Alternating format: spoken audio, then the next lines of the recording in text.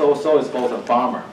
And in the past, it's been very difficult for foreign generic companies to enter China market because of the regulation for clinical trials. Essentially, you have to redo a lot of the clinical studies. And that has changed recently. And the China CFDA have started to accept the data generated outside of China for China approval applications. So there's great opportunity for many foreign companies to bring their product to China. So that's opportunity that's also a challenge to the incumbent player. So we recently invest in a company in the US who have a great pipeline of products. I can't disclose the name of the company yet. The transaction has not closed, hopefully in the next couple of weeks. And so they currently have about 120 products. First of all, we think the company is going to do great going forward on a standalone basis. But then on top of that, Fosun Pharma has identified about 20 to 30 products that they can bring to China through this accelerated process. So this is another example that a financial investment and strategic investment can come together. And on the biotech space, I think many of you know Beijing. Beijing is now become the leading biotech company in China, and they have 4 platforms. PD-1, PDK, and the PARP inhibitor. So we were involved in this company relatively early. Back then, it was very interesting. I mean, we're talking about as recent as maybe a year and a half ago that the U.S. So this is a company that the operation is entirely in China, and they're listed in the U.S. So they're trying to market to U.S. investors. And U.S. investors, their first reaction was that, China company does not have innovation, right? And we don't understand what they have there. So there's a lot of risk. And two is that some of the leading pipeline they have, for example, PD-1, they're not first in the market, right? Bristol or Merck or these guys are already in there. So they're sort of a me-too product. So the market gave them a discount for all of these reasons. But if you look at deeper, there's the other side of the story. One is that being in China, Chinese government's really encouraging the Chinese company to come up with new technology, new therapies. So there are favorable process in terms of the approval that's the drug from a China-based company versus a multinational company. So they have a leg out there in terms of timing. So they might not be the first in class. They will be first in China, because of that. And the China market is a big market. And the two is that, me too is not as cool as innovative, but me too means your risk is a lot lower, The chance of success is much higher when you are a me too player. When this large market, me too sometimes is not that too bad. So we made investment in it. When the market valuation for this company was $1 billion, and now a year and a half later, the market value for this company is about 10 times of that. And the reason was that the program they have continued to move forward. The most important is that they signed a big collaboration agreement with Celgene, which is one of the dominant biotech company in the cancer research field, and that really put a pull on the company technology. Celgene put $240 million in this company, and also gave away the entire China operation to Beijing. So suddenly, same story, people start to look at the other side. Wow, we should put a premium on this type of company now. So it's really interesting how the investors look at the risk reward, and the perception can change so quickly. There are a few others that examples we have made that Dover Pharmaceutical, they have a phase 3 product that's That's waiting for FDA approval for low plate discounts for the liver patients. They're developing the same drug for other indications as well. John's Therapeutics, that's a oncology company that's using the ICOS expression, and Contrafact, that's a company developing new innovative antibiotics. And all these companies, from the time we invest to now, the value has appreciated significantly, so I guess I'll end this basically, circle back to what I started. I think that this is the time that the healthcare technology is really having some leap and bounds progress. We have seen how the cancer therapy have changed over the last 2-3 years in terms of IO and the other type of new technologies. So you're being where you are right now. You're at really a middle of the high growth area, and what's coming from here is the opportunity is limitless. And then two is China. The China healthcare market for a very long time hasn't really done a whole lot. I mean, that's one thing really amazed me, is that you just don't know in China when things going to start happening. And I think that's starting happening now. The healthcare market and how people value biotech innovation, healthcare in China have changed dramatically over the last couple of years. So for you guys, I think focus on these two things. There's going to be a great opportunity to come. Okay. Thank you very much.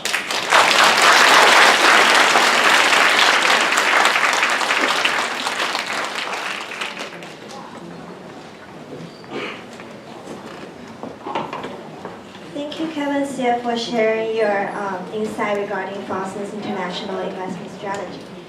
We will now like to begin our first panel, Revolution of Artificial Intelligence, Big Data, and Personalized Medicine.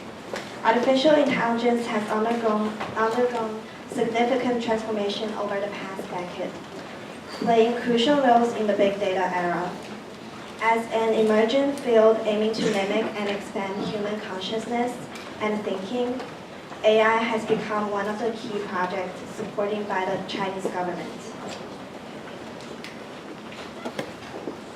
How could AI be further implemented in different industries? How can we ensure its safety, reliability, and controllability? How would the distribution of human resources be affected as AI begins to outperform humans at work?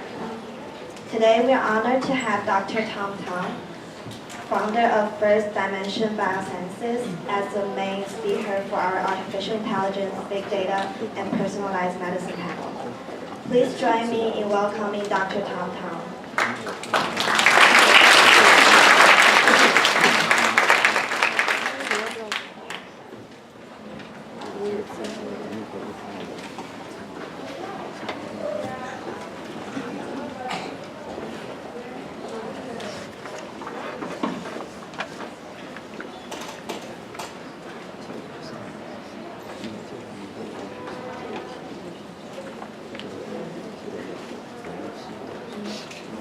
Good morning. Thanks for the Global China Connection invitation. I still feel a little bit sorry. I fly a red eye this night. But I'll give a talk about the story of First Dimension, how we started, and what we are working on, what are our aspirations. By the name, you can tell that we are actually a believer of the program, the genomics program. So my talk will actually contain a little bit about the science aspect of the biology, and then how it's applied and it's relevant to medicine. So it's a lot of, I'll say, a very broad scope, and it covers many grounds like mathematics, computers, and medicine across medicine. So I hope it will inspire people to be interested in this very important and it's a revolutionary technology field. So first dimension means the DNA. So our vision is to provide genomic services to persons or everybody in China to establish population genomics databases to promote public health. So that's our main objective.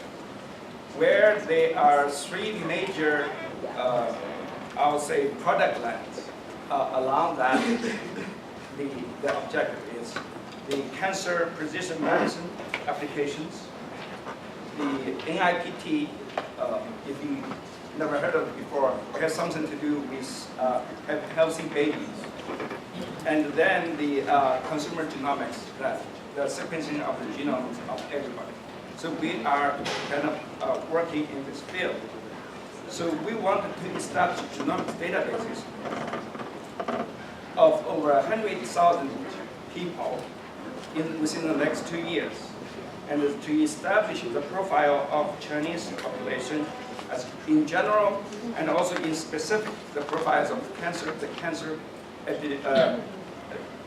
epidemics in China, the inherited diseases, genetic diseases of the Chinese, and also the genetic risk factors for the common diseases.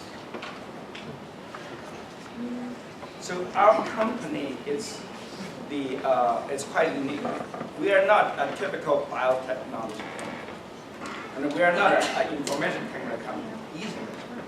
And then I came up with the word says, well, we are BT plus IT. Okay, we are adding the two together. But that doesn't capture the essence of what we're doing. So instead, I changed the plus to multiplication. So it's really BT multiplies IT. That's the value of where the integration of the biotechnology and information technologies. It's going to generate tremendous market value. Talking about a little bit about my personal background, I'm actually trained as a mathematician. I got a PhD in mathematics from University of Utah. But my interest actually it's more like it's the application of biology, the real world relevancy of mathematics. And at that time, when my plan landed in the US, James Watson came to our company and gave a talk about human genomics. And that hooked me on. So I said, I can't just be a mathematician that's working on math problems as biology told me. So I started to study biology. So I got a bachelor in biology at the same time I got a PhD in mathematics, all in 4 years. So since then, I have joined the Human Genome Project, mostly in the private sector, in the companies. So I have worked in many companies like Insight Genomics, HiSeq, Uvelo, Complete Genomics, Beckman Coulter, and BGI, so many companies. And usually I'm in charge of the bioinformatics department to writing programs to solve problems in genomics. So one thing I'm proud of, I am the person who discovered most of the genes, most number of genes in human. We have a total of about 30,000 genes within our body, and between the companies I work in, we actually discovered and filed patents on over 8,000 of them. So, and those are projects I led in Insight and later in development. So I'm really a very mixed background. And of course, I taught in China economics before I came to this country, and then I also was in Cornell Medical School teaching physiology for a while. My partner, Xu Jian, he is more traditional. He's a PhD in molecular biology. So we make a perfect team. Wherever that I lack the molecular background, I will talk to him. But mostly for the data analysis side, I can cover. So that's a multiplication factor. So let's see. I'll give, because the people in the audience are very diverse background, so I'll talk a little bit about genomics. And the angle I'm going to talking, even you are sitting here as a biology major or medicine major, you will see the view I give will be anti-traditional, will be quite different from what you have learned. And because I'm a mathematician by training, so I look at things differently from a different angle. So to me, life is a program. Life is a code. And where the code are, it's in the genome. So the genome is a foundation of life. And it's a language of life that's written in 4 letters. Like the computer language is written in 0 and 1s, the life language was in 4 letters. And it's a special language, which is all its own rules, its own grammar, its own way of writing beautiful articles. Like every person sitting here, it's a way of that life. It's a language that's being expressed. You are a program. Actually, we know very well today that I can certainly tell you that you are a program because we can synthesize life, and we can even synthesize human life today with the advance of technology. So the genetic code is very similar in a way of like digital. That if you're a programmer, you will know that you start by writing classes, and then you, or we call modules, and you call these modules. It's a main program. A main program and many classes. And life is the same. It's very, I would say very similar. So you have a main drive that's working on the environment, and then it calls different genes. So it's a regulation of the gene expression over time. So your life is just the genome expressed in real time, in a space-time continuum. Like the computer program, it operates on the environment. Our genome operates by constantly monitoring what's happening in our environment and decides on which set of genes to work, to use, and to what level it will express. And it's all very delicate and very precise. So if you think that biology, it's very precise program, very precise. You can't make any mistakes. Like blood clotting, if I scratch my hand and the blood come out, it has to trigger a lot of reactions, and that's program being mobilized. Okay, let's say if we're delivering a baby, it's a major program that's being mobilized involving thousands of genes, and all have to work together. And these programs are all written within our genome. It's all written there.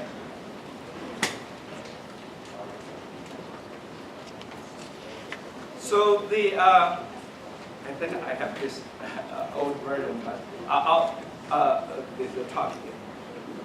So I'll go through. So how do we read those codes? The human genome, the first human genome project.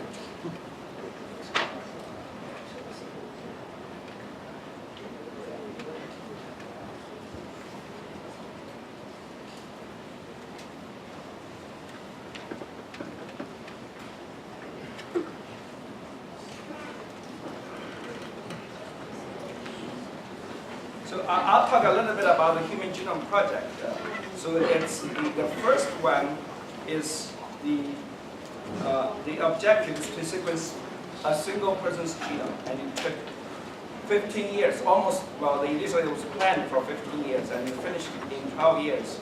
We got the draft of the human genome, and it spent over $3 billion. So that's the very expensive, and it's a great project. But that doesn't solve the problem. So actually, the Human Genome Project, I viewed it in 3 stages. The first stage is to just sequence one person's genome, and the second stage is to sequence a genome within $1,000. So that's the scientists like us, like we were involved. So I was involved in the second generation of developing a sequencer that will be fast enough that we can sequence the entire genome within $1,000, and we achieved that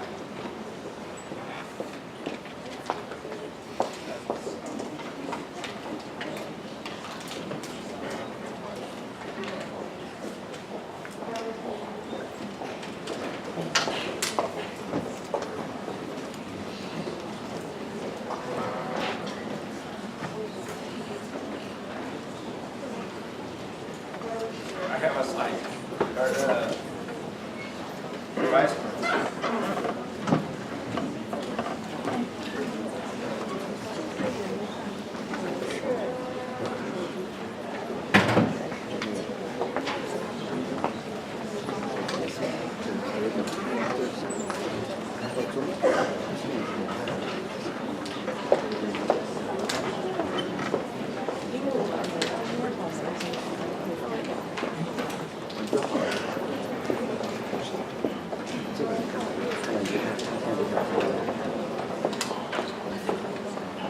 Anyway, okay, I'll just use it.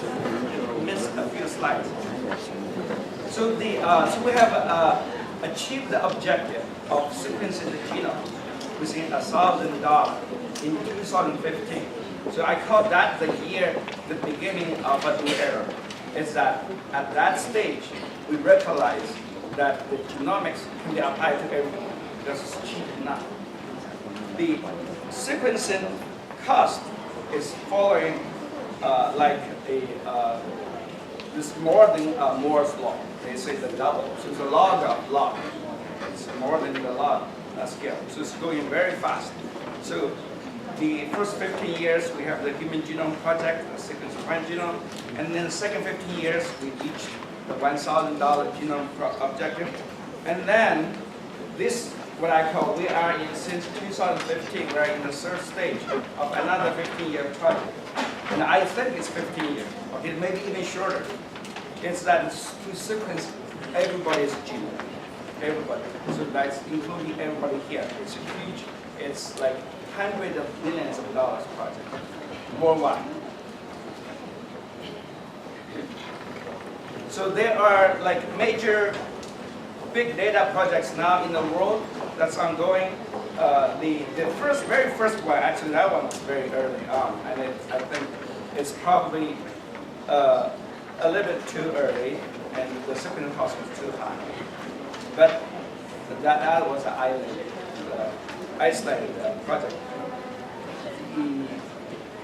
Now that in England we have the project to sequence 100,000 people, all the genomes, and in the U.S. of course we have this called the Precision Medicine Initiative, and the government gives money. And in China, just last year they announced to sequence 100,000 people. These are genomic sequence, but the genomic sequencing is very costly. Even today, if we are going to get a clinical relevant genome, the cost would be $5,000. The $1,000 is a research draft genome. It's not good enough. So what I call version 0 of the human genome is actually to do just sequencing the coding part of the genome. It's only 1% of the genome. So in that way, you cut the cost of the sequencing to just 1% of $1,000. That's like $10. So that's why we can do everybody. But of course, we need the medical precision, so we still have to pay a few $100s. But we only need to sequence 1%, and that covers 95% or more of the relevant medical knowledge we have known for today.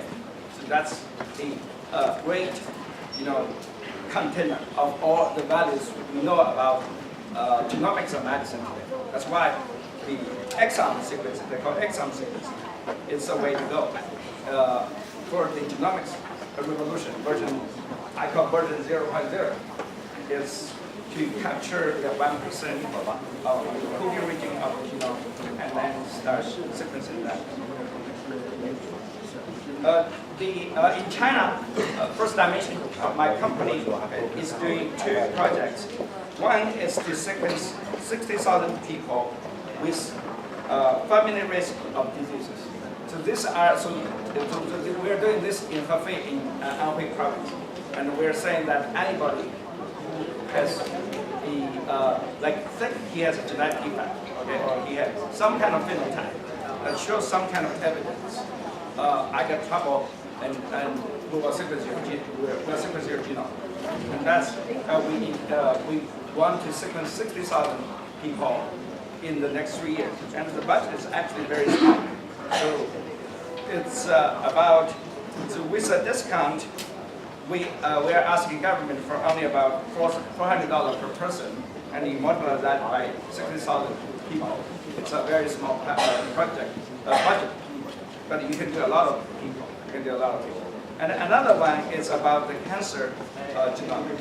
So you know, the cancer may be up to 50%. We don't know. Okay, we don't know the upper limit, but at least over 10% of cancer has a genetic aspect. It's an inherent aspect of that it goes down within the family.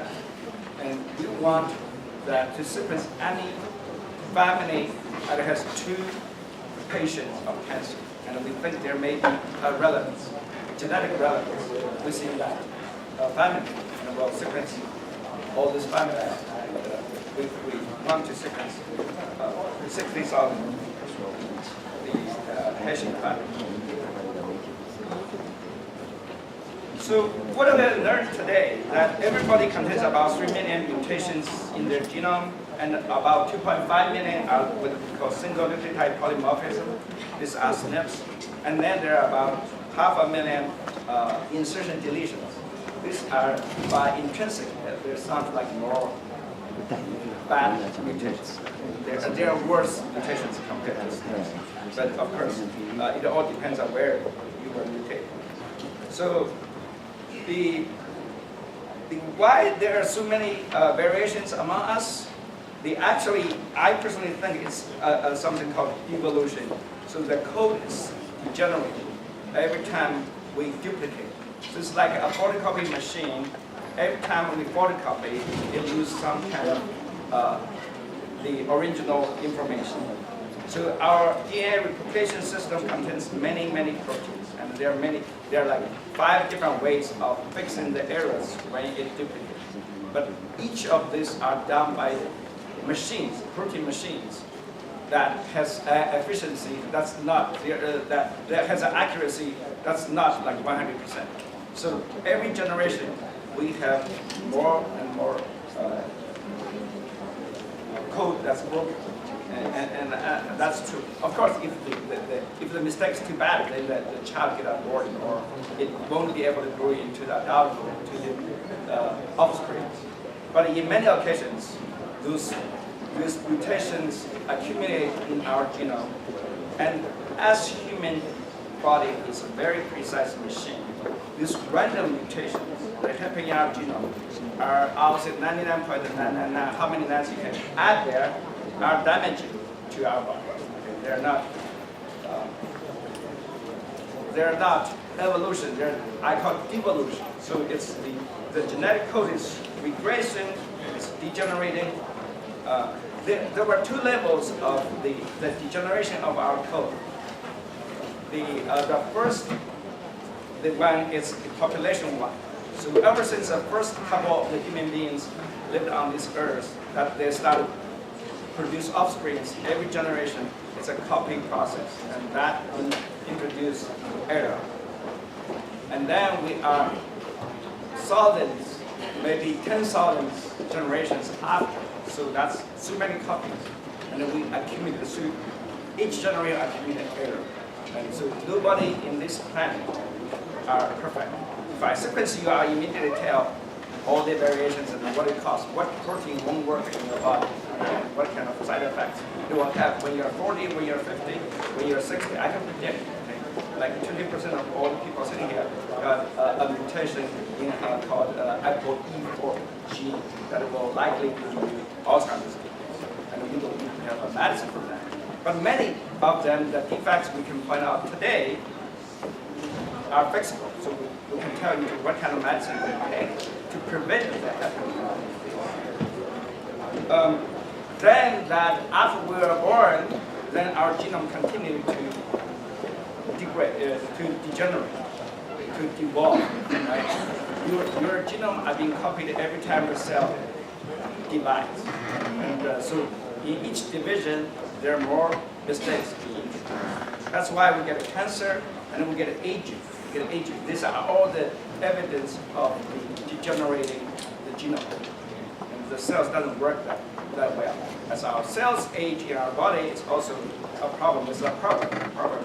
Just getting buggy, too many bugs, and most of the time it just doesn't work that well. But in some occasions, make it to divide uncontrollable.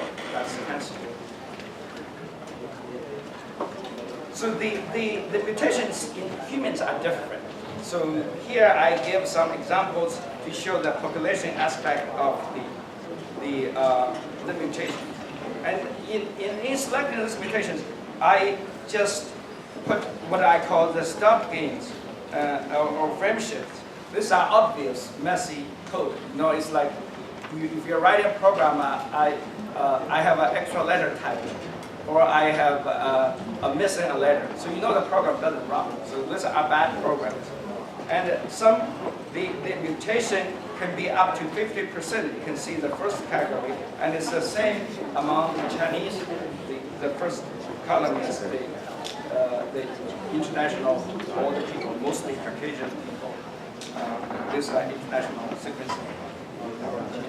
And then the FD health and the FD cancer category are the first dimension. We sequence the healthy people and the cancer patients.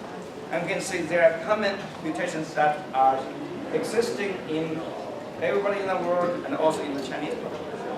But then if you look at the second category, you can see that there are mutations that are very high in the world, very high, almost like 50%, but non-exist in China, okay, in the Chinese population. These are the good parts of Chinese population. So we don't have mutation. Our programming of this are good, like our skin color. So if the sun shines on us, we become darker, and if there's no sun, we become whiter. So we make sure we observe the sunlight, and that's program. But then when you have then you have different mutations. Then the people with color or without color are more prone to cancer, skin cancer. So that's just what, but there are many. If you look at the genomes of the population, you can see all these trends, where the European people gets a program wrong, where the Chinese people get a program wrong. The last part I show that where the Chinese get mostly, okay, these are very high frequency mutations, like 30%, 40%, up to 50% mutations. So very high frequency mutations in the population. And these are all the programs went wrong where the proteins come from. So of course, cancer is a genetic mutation,